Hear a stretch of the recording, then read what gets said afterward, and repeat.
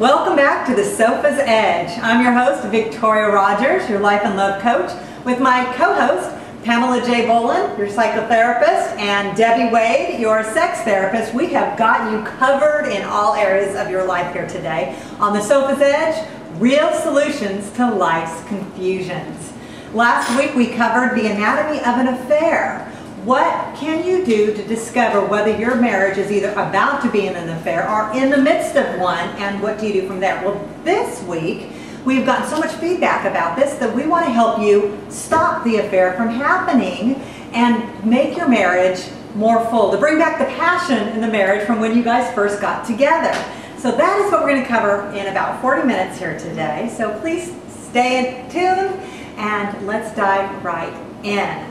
So, did you guys enjoy all the colorful feedback that we got over the last week? A lot. Absolutely. I couldn't believe it. That's right. And that's why we're doing this again. We're doing part 2 because we had such great feedback. And I do stand by the fact that we said the 3 main reasons why we think marriages fall into an affair were sex issues, Right. insecurity issues, Right. and respect issues. Absolutely. And very deep on all 3 of those. And one of the things we kept hearing over and over, which is very true, but I think it falls into 2 of the categories, was financial issues, which would fall under, as Debbie and I were talking about right before we started, it does fall under the insecurity and the respect issue. Yes. So let's talk a little bit about that, especially on the respect issue of where in this economy right now, how things are really difficult and husbands are losing jobs and wives are losing Yes, jobs. yes. But you know, I think what we were talking about with under the respect, I think in every marriage there's always a better spender and there's a better saver.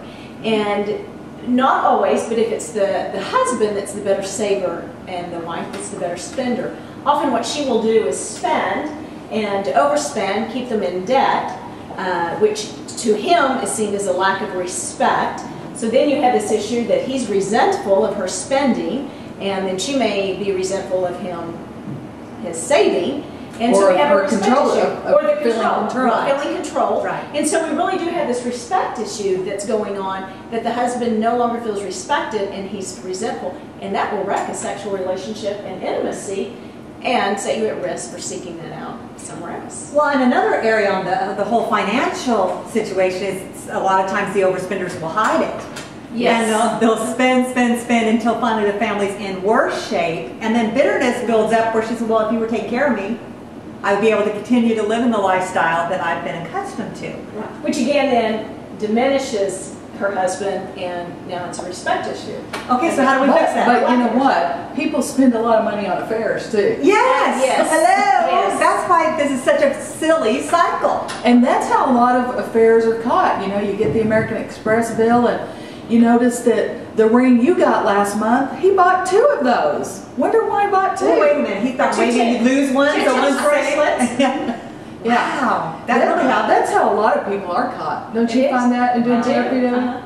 You know, a precious gal that she was so thrilled to get this tennis bracelet, and when the bill came in, she realized there were 2, and unfortunately, she got the least expensive of the 2. Oh goodness! So that. But you know, that doesn't win. surprise me. That doesn't surprise me because he's still courting the mistress, where he has the wife, so it was a guilt gift to the wife. Right? I mean, we're not condoning that. I'm just saying I get the logic of why. And talk about 2 hurts. Yeah. No, not only is he's having an affair and he's bought 2 bracelets, but he bought her the more expensive. Yeah, absolutely. You know, it's kind of the double whammy of So, ego. what do we do to fix this and this respect issue and the financial arena to save your marriage?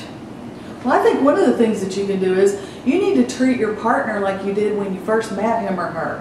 When you were like, oh, you're so wonderful, and there were lots of compliments, and it was very positive, and you weren't griping and a nag, and you know what else? When you were real upbeat and everything was wonderful, go back and duplicate that. I tell people in counseling all the time, treat your spouse like you used to treat them when you dated them. Remember what that was like? They were wonderful. Remember? You know, men, and I don't mean this as a criticism to men, but men know how to pursue and be romantic because they often do that through the dating. They know how to conquer. That is part of the male. And it's almost like then in marriage, they forget how to keep pursuing or get lazy. two words that I always use with couples is I think we forget to stay deliberate and intentional in our marriages, which you stay deliberate and intentional when you are pursuing a dating relationship and you're pursuing that soon-to-be spouse. You're deliberate about everything you do, from the words that you use to the cards that you buy to where you go to restaurants and buying tickets and reservations, and you're very intentional.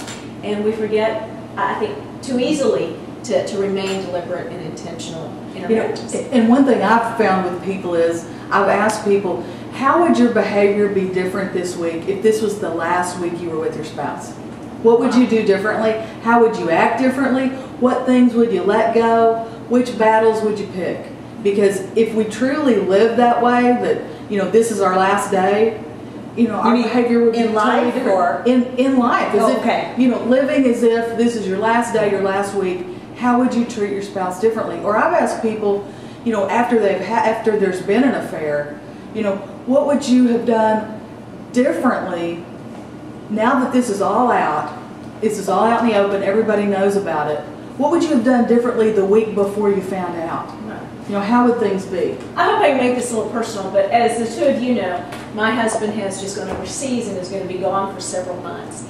And I'm almost going to make that as an assignment to the couples that I work with, is pretend that your spouse is about to go away for 3 months. We have had a blast. We've known this for about 3 months, and we truly have had just a blast with each other. The things that normally would get on our nerves have kind of been like, you know. Yeah, and then we've great. been so deliberate about carving out time together, and both of us, we've truly just have renewed a sense of passion and romance.